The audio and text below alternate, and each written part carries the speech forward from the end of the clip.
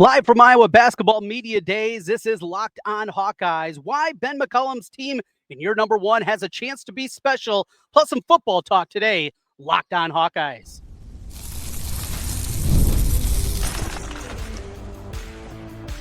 You are Locked On Hawkeyes, your daily podcast on the Iowa Hawkeyes. Part of the Locked On Podcast Network, your team every day.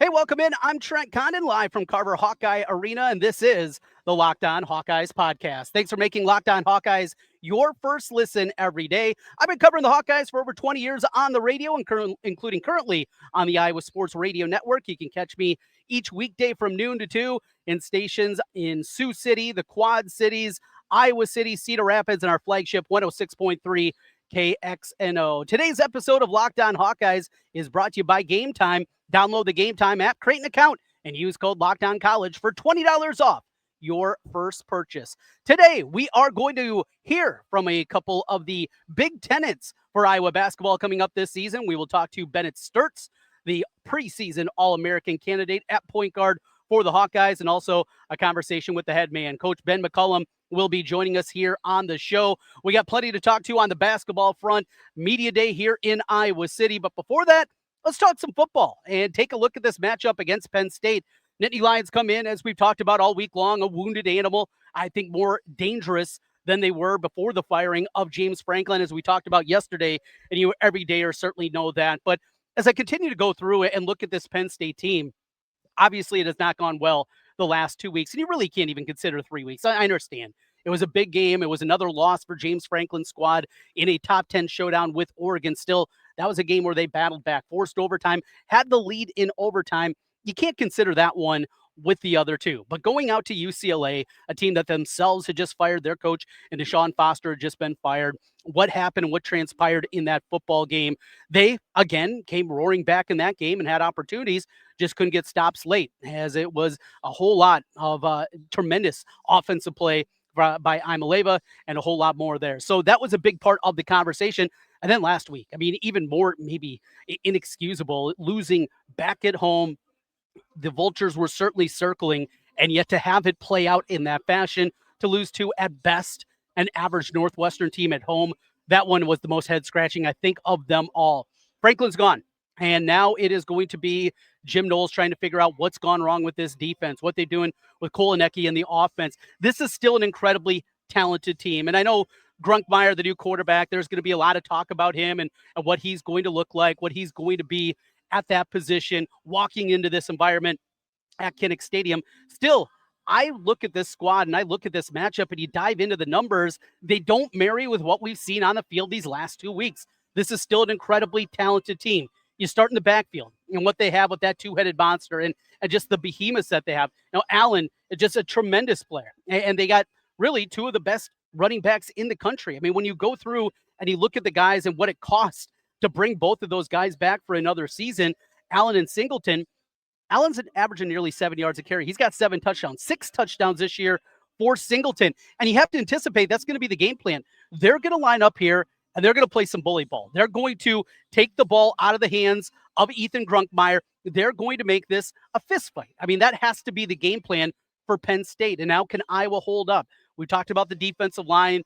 Great play out of them up front. Aaron Graves, of course, what he did last week on the ends with Llewellyn, with Rugiet, the depth that they've shown as well. But then you get to that linebacker spot. And though I think we're seeing Carson Shire get more comfortable, still, this is a young guy just making his 6th career start. You have in the middle, Jaden Montgomery making his 2nd career start. And though it went well against Wisconsin, we know that's an awful Wisconsin team. I mean, that's a Badger squad that is just frankly bad. So I think that's going to be the game plan for Penn State. They're going to line up. They're going to try to bully Iowa, and they want to get this one into a fist fight. You know, normally you don't want to play Ferentz ball, right? You don't want to get into that kind of fight where you're trying to play the same style that Iowa does, and yet he's been so good year after year, including going back a couple weeks ago in the game against Indiana, of getting teams to play their style. I think Penn State is happy to play that style, and they probably feel that that is their best path to victory.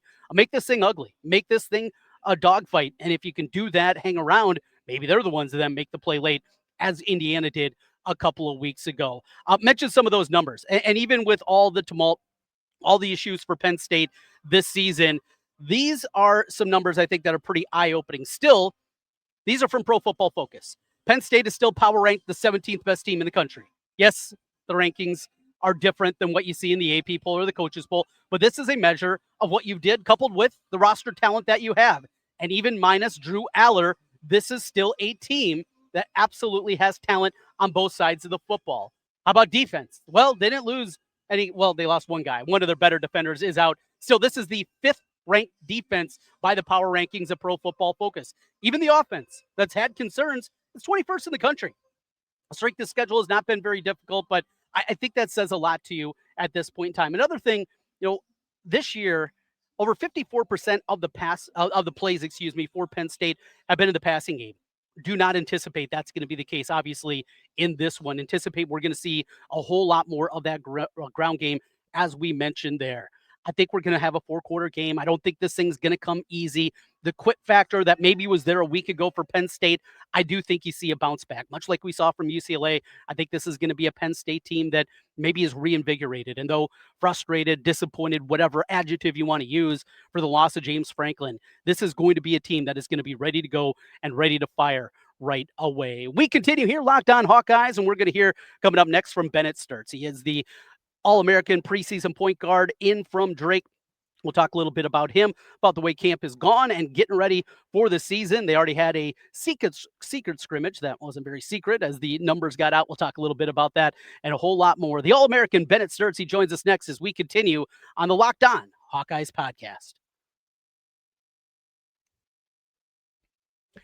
Mazda crafts cars for those who do more than simply move. Mazda delivers confidence with every ride. With more IIHS Top Safety Pick Plus awards than anyone else as of August 2025. You can feel the craftsmanship in every detail, from metallic accents to available Napa leather upholstery. You can make everyday drives feel like anything but.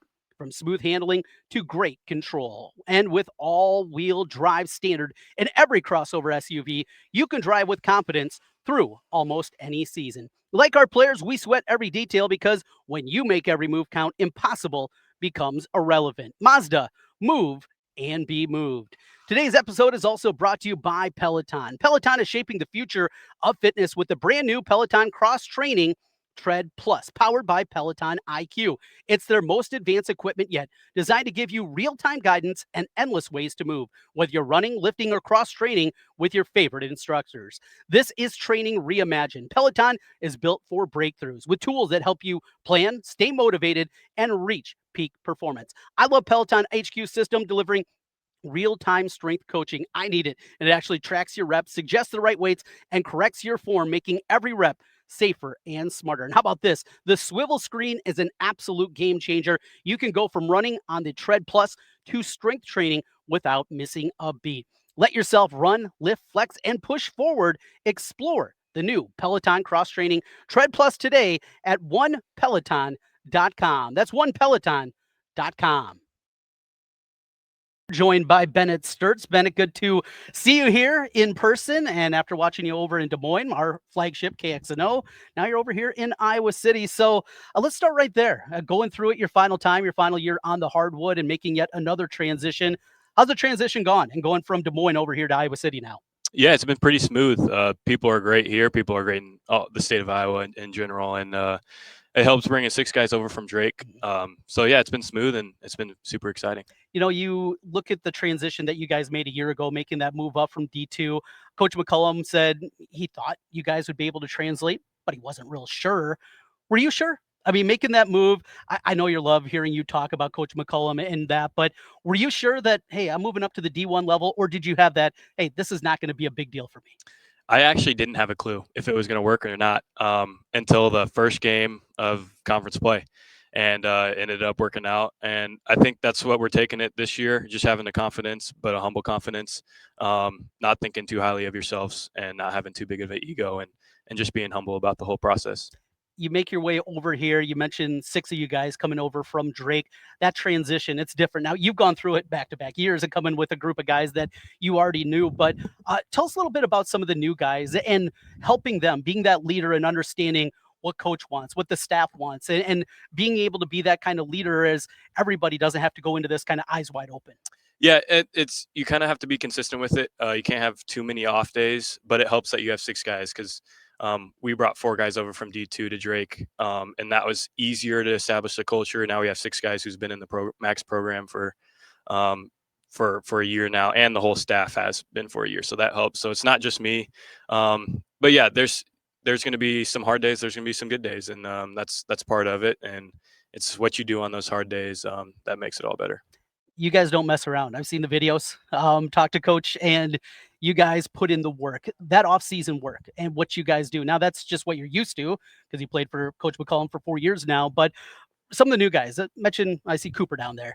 He went through it with a different coaching staff last year. Some guys that have been in other programs that are coming in. What have those guys said about going through kind of the spring and summer practices under coach and the coaching staff? Yeah, their heads kind of spinning, not anymore, but it was, Mhm. and it was kind of a shock for the freshmen and the new guys. But they've had a great attitude all summer and all fall now before we get started in the games here. And yeah, they just had a great attitude, and that's what it takes to succeed at this level. You saw a bunch of good point guards a year ago, but it's going to be a step up this season in the Big Ten. You start with preseason All-American, who's knocked you out a couple of times, with Braden Smith over there at Purdue, Dent, who's tremendous at UCLA, former New Mexico player. You've seen a bunch of them, but it's going to be game in and game out. You're going to see some of the best of the best. Who are some of the guys you're excited to face throughout the course of this season? Yeah, all the point guards like Braden Smith, Donovan Dent. I played with them and got to hang out with them at Chris Paul camp, so that was pretty cool. So we're just all looking forward to the season and just battling against each other. But yeah, you're right. Every game's going to be a battle and just another couple of guys on that team's NBA talent. So yeah, pretty much just all the environments I'm looking forward to, and each game's going to be tough. So look forward to it. Want to ask you about a couple of the guys on the team and some new faces, certainly for you. And I think new faces because us with our station in Des Moines, that's where we're based. And though we're statewide on our network, we watch a lot of Drake basketball and saw a lot of you guys a season ago. Want to start with Alvaro, Folgueiras, who comes in from Robert Morris. We've seen the joke that maybe Robert Morris didn't have a real great weight training program, but he's a really skilled guy. He was away for you guys for a while this spring as he was playing for the Spanish national team. Tell us a little bit about his game and how it's going to fit in this system. Yeah, he's a game changer, and he's a pick and pop threat, which we didn't have at Drake last year. So it's nice coming off the ball screens when you're not just hitting the roller. You can actually hit the pop threat. So that just spaces out the floor a huge amount, and we have other guys who can pick and pop threat. But then he can also pass, which also expands the floor a little bit with Brendan out there, me out there who can shoot it. So he's a game changer, and when he wants to go, he can go. And yeah, he'll be huge for us. You mentioned Brendan Hausen coming in from K-State, started his career at Villanova. He's played in some big games himself, and you mentioned that shooting ability. Now, we know he can fill it up from the outside. Does coach like him shooting those 25, 28 footers, or is coach trying to push him a little bit closer into that line? Hey, when he's hot, he can shoot whatever he wants. But it's nice throwing the ball to him and just knowing it's going to go in 95% of the time. So it's just another threat to have. And yeah, it's even if he doesn't shoot the ball, gravity goes towards him, as Mac likes to say, and opens up the floor to a lot of other people. Got a lot of different pieces for this group. I think we anticipate the starters, the 5 or 4 of them that are going to be out there. You, probably Brendan in the backcourt up front with Alvaro, and then Manwa in the middle. Who do you think is going to be that 5th guy? Has it been decided? What did you guys do against St. Louis? Who do you think is going to be that 5th guy out there with you? Yeah, so we won't know until like 5 minutes before the game. That's how Mac does it. Oh, really? And yeah, so we don't know who the starting 5 is, but every game? Every game. Wow. Yep. So he keeps us on our toes, and I like it because everyone's got to stay ready. So Tavion Banks has been playing well. Isaiah Howard, Cale Combs, just a bunch of the great Drake guys have been stepping up. Cooper Koch, so it's been good. You mentioned now you don't like to leave the floor. Ever? Not at all. Never. I don't like the bench. You'd play 40 minutes. Yeah. So, but you're not. I mean, there's going to be something that happens. You're going to need a blow, whatever it is. Who do you think is going to be that guy behind you? Who's going to be handling the point for those 30 seconds that you're out of the game? I mean, anyone can. Cale Combs has taken tremendous steps this offseason. Peyton McCollum has. It doesn't always have to be me. Brendan Hausen can bring the ball up the floor. Isaiah Howard, Tate Sage, just a bunch of the guys that we have. I know it seems like we don't have a lot of depth in the point guard position, but we do. you mentioned Tate, and that might be one of the more intriguing guys. I mean, he was, not widely regarded. You're used to that coming out of high school. So he was committed to Drake. Kind of took a while for him to at least officially make his commitment here to Iowa. And I think there was from the fan base maybe some head scratching. Boy, he's turned some heads. Tell us a little bit about Tate Sage and a guy that maybe can help you guys a little bit right away. Yeah, he's a dog, just making highlight plays. He had a massive dunk in our scrimmage, and he can shoot the ball. He can guard at a high level. So he's a freshman, but he's still making plays, and he's still getting better each and every day. And I think he can help us out this season. So from there, you guys had your first scrimmage. Tell us a little bit about that because we see the final score. Yeah. Maybe not indicative of a real game. Let's just start right there. What did the game look like? Yeah. So we played 60 minutes, so it's a lot. Okay. It's not, everyone played. That's pretty much the whole structure of it. And we learned a lot about our team and a lot about our lineups, which is good. A lot of work to do, but yeah, it was super fun getting out there and playing someone else. Yeah. Don't have to beat up on each other. Yeah. And you guys have one more scrimmage? Yep. Who you guys playing? Texas Tech. Texas Tech. Yep. That's right. Yep. So maybe a little payback for, it's not the same. Exactly. It's a scrimmage, but last season, how much does that linger? Because there was a lot in that game. Woulda, shoulda, this play, that play. You guys were right there and had an opportunity to get to the Sweet 16. How much has that pushed you maybe throughout this offseason and getting another shot even in a scrimmage? It pushed me a lot. It obviously lingered for about a couple of weeks, and then it's on to the next. But just knowing that we could have won that game and we made a lot of mistakes that game. So just thinking about that in the back of my mind, knowing that we can hang with anyone. All right. So we look to this season and we look at this big building that we're in right now, the Carver Hawkeye. Had you ever been to Carver before you committed? Never. Yeah. Nope. What do you think the building, first of all? I love it. Yeah. We can pack this thing out and I'm super excited, looking forward, just looking around, imagining it being packed. Pretty cool. Yeah, absolutely. 15,000 strong in here and it's tremendous. Hasn't been for men's basketball though recently. The fan base had kind of checked out under the previous staff. With that, not just doing what you do between the lines, but growing, building the brand, getting people out here and get excited again for men's basketball. What have you done and what are you planning to do to kind of get this fan base re-energized? Win some ball games? No, but that's the secret and the main thing. If we win ball games, they'll show out. But just being around the community and showing them what we're all about. We're all blue collar guys with a chip on our shoulder. And who like to work hard and will work hard this whole season, no matter what, win or loss. So just showing them what we're about, and if we do that, that's all it takes. You have shown up on a bunch of NBA draft lists. Take us back to when you were playing basketball in high school, knowing you're going to go to Northwest, and where you are today. And when you click on an article and you see your name on there, what is that like? Because my name was never on those lists. Yeah, it's.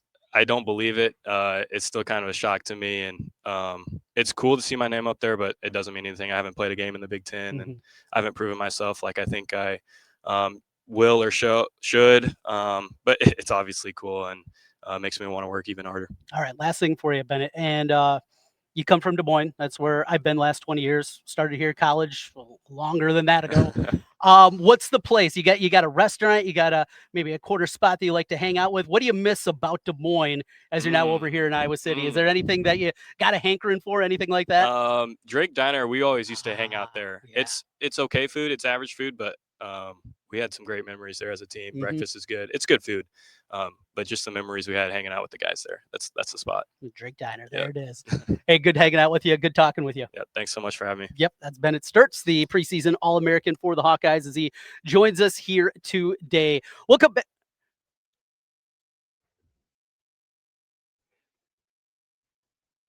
The holidays are going to be here before you know it, which is exciting, but getting your home ready for guests and celebrations can feel like a lot. Maybe your serveware needs a refresh or a guest room that could use some new bedding. Wayfair has everything you need to get your home holiday ready. From Christmas trees and wreaths to bedding, cookware, and outdoor inflatables, it's your one-stop shop for every room in the house. Wayfair makes it easy to personalize your home for the holidays with a huge selection for every style and budget. And with free and easy delivery, even on the big stuff, you can get everything you need without the hassle of huge delivery fees. Hey, we're looking for something new. My inflatable outside for Christmas time, well, it went down. And because of that, it's time for a new one. Wayfair's got me covered there, but not just that. We're looking to update a bedroom in our home, and you can do it with all the great things that they have at Wayfair. Instead of stressing about getting the house ready, you can actually enjoy the holidays with friends and family. Get organized, refresh, and ready for the holidays for way less. Head to wayfair.com right now to shop all things home. That's Wayfair, WAYFAIR.com. Wayfair, every style, every home.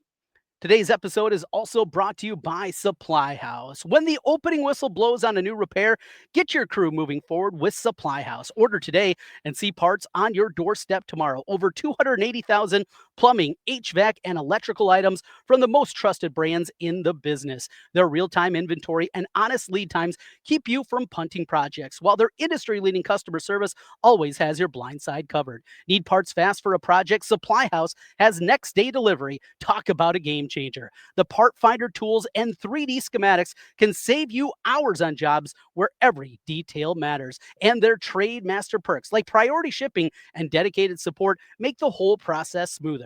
Join the free Trade Master program today and score serious perks like priority shipping, lower prices, and a dedicated support line. Visit supplyhouse.com to sign up for free and use promo code SHCollege5 for 5% off your first order. That's supplyhouse.com. Real people, real service, supplyhouse.com. All right, welcome back as we continue here and a look from Iowa City. It's Iowa Men's Basketball Media Day, and we are joined by the head man for Iowa Basketball. It's Coach McCollum. Coach, good to see you again. First time on Zoom. Well, first time on radio, then we did it on Zoom, and now we're doing it in person.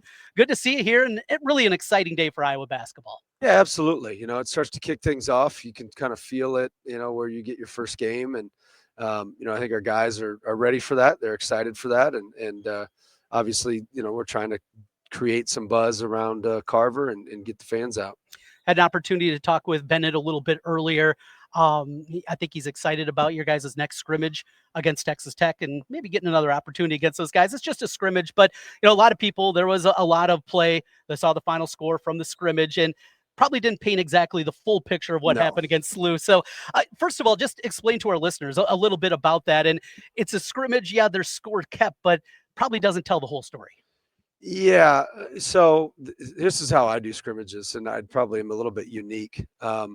I don't like visible scores. And so when we go in, we just don't have a visible score because if I see a visible score, which you still play to win the game, but I'm going to play to win the game. Mm-hmm. And what happens then is maybe a guy he struggles to defend this kind of ball screen. And so then you're just going to take him out and you're just going to play somebody different.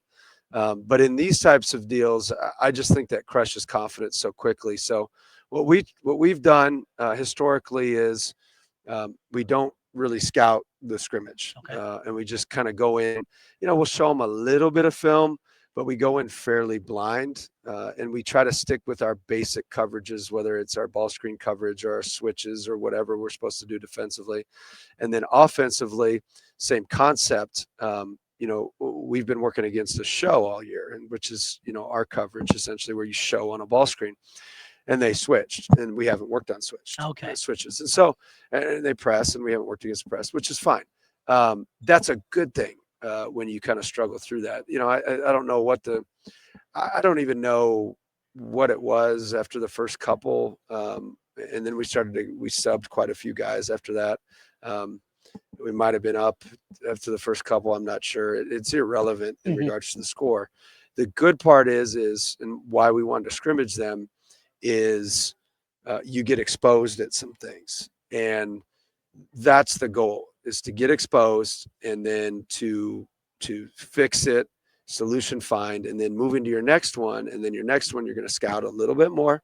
And then obviously your first game, you're going to scout like crazy. So yeah, I mean, I remember, and I told this story in the room upstairs. I remember when my first year at Northwest, and we scrimmaged a team named Mid-America Nazarene, and they're an NAIA team. And the guy coaching was named Rocky Lamar, and they were every year a 35-win team. I mean, a Final Four, like elite NAIA team, which usually elite NAIA teams will beat, you know, your kind of middle tier Division IIs. And at the time, we were probably middle of the pack. And I remember going in and we scouted it and we had it all tuned up. And I think we beat them by like 35. And I'm like, man, we're going to be pretty good. Yeah. we go on into that season. We're 12-15. Oh, And so, and then fast forward, I remember another game. We played a team named William Jewell College, and they ended up beating us because at that point we had won a national championship. And so I'm like, well, we should be pretty good. Mm-hmm. Well, we go into William Jewell, and they ended up beating us by, I don't know, 10, 15 points, something like that. And I remember like, man, this is going to be a long year. And that team ended up 38-0. okay. And so, I don't know. I can understand why people read into something. Something like that doesn't always tell the full story. Mm-hmm. Now, did SLU play really, really well? Yeah, they played really, really well. Yeah. Did we play really well? No, we didn't play great at all. But does a score in a scrimmage that wasn't posted when you're playing during the thing and there's different quarters? I mean, all right. Yeah, I got you. I talked to Bennett about a bunch of his teammates. Two guys I didn't get to. First, Trevin Urach, and feels like at least there's going to be a few points at minimum this year. You're going to need his size, maybe foul trouble, those kind of things. What you've seen from Trev, I told you before, I've called probably 25 of his games in high school. Really a guy that I know is working hard to transform that body and be Big Ten ready. What have you seen from him, and how much can he help you in year one? I think he can help us. The game slows down for him. I think it'll be unique to each situation depending upon the big that he's guarding. Mm-hmm. That'll be the biggest. But from an offensive perspective, it'll be no issue at all. Really good offensively. And he's getting better defensively. I think part of it is just the speed in regards to just being in that kind of shape, just being in super conditioned and whatnot. And He looks different. Yeah, and he's even more mentally tough than you would expect. He fights through fatigue. He keeps competing. He does all those things. He's a great teammate. You see why he was a winner. But yeah, the game slows down. Hopefully he'll play some minutes for us. One other guy I didn't have a chance to ask Bennett about was Trey Thompson, and I think it grabbed a lot of attention. I mean, a guy that everybody in the recruiting services thought he was pegged for Purdue. Hasn't been a whole lot of wins for Iowa basketball recently, beating Purdue for some prospects. Now, he reclassifies. He comes in a little bit behind the eight ball because, A, he's young, coupled with, he didn't get the same kind of workout you guys did throughout the course of the summer. What have you seen from Trey Thompson and what he can do for you guys in year one? Yeah, he's been, from an offensive perspective, he's been really good. Really bouncy, can really shoot it. I think he's shooting 45, 50%, somewhere in that range from three. Great personality, super energetic. So he's been a good teammate. His biggest thing will be picking up the defense and how quick he can. Mm-hmm. Sounds like that's a lot of these guys, huh? Well, it's just when you're a freshman. Yeah. And so like that's the tricky part about, like, we just talked about the scrimmage. Like, that's kind of the tricky part about those things is when you put freshmen in the game and they make a defensive mistake and you pull them 10 seconds later, you have now shattered their confidence. Mm-hmm. And so when they go into these scrimmages and they play, you have to allow them to play through mistakes. And, the same goes for any freshman that we play. If we put a freshman in the game, we feel like they're ready enough to be able to kind of work through their mistakes, or they're ready enough to not make as many mistakes as they originally were defensively. Schedule came together when I talked to you this summer. You were still working on that. You mentioned to me you wanted to make sure you got one power conference game in your guys' exempt tournament. But as we see this one come together, there are some contracts already done, some other things. Going forward, what do you anticipate the non-conference schedule is going to look like? What is kind of going to be your goal season in, season out, knowing that this wasn't complete control this season? Yeah, I mean, quad ones. I think you want to have quad ones, and then there's kind of a formula to the other teams that you play, the bye games that you play, and so those bye games. Do you like the 300s and blow them out by 40, or would you rather have the 150s and get a little bump? Yeah, good question. You need to get out the calculator. I think that's the problem. Yeah, is it's like, to me, this is my. No one cares what I think, but to me, if you beat a team by 1 point, is the same as beating somebody by 50 points. Like, the goal is to win the game. Like, it doesn't make any sense. The net doesn't say that, though. I know. It just makes zero sense to me. But I understand why they do it, just because it's, how else are we going to calculate that? It's better than the RPI. Yeah, but then you go out and you try to cheat the system. Absolutely. You know, and you're just like, okay, so we got to play this team that can't do this, that can't do this. And I think we can beat them by 50, and we're going to leave our starters in the whole game. Uh-huh. And we're going to do, and it's just like, it doesn't make sense. And then, so then I get blown up naturally for the Drake and you and I thing. And it's, are you scared? It's like, no one's scared. It's just like the reason they stopped doing it was specifically because the net came into the equation, and it made no sense to do that. To do that, so you're better off playing a quad one or a team that may not be as good. Like, for instance, I thought we were pretty good last year at Drake, but our net was still, I don't even know what it was, like anywhere 55 to 65. And then there was Power 5 teams that were under 500 or close to it that were higher in the net. Absolutely. It makes absolutely no sense to me.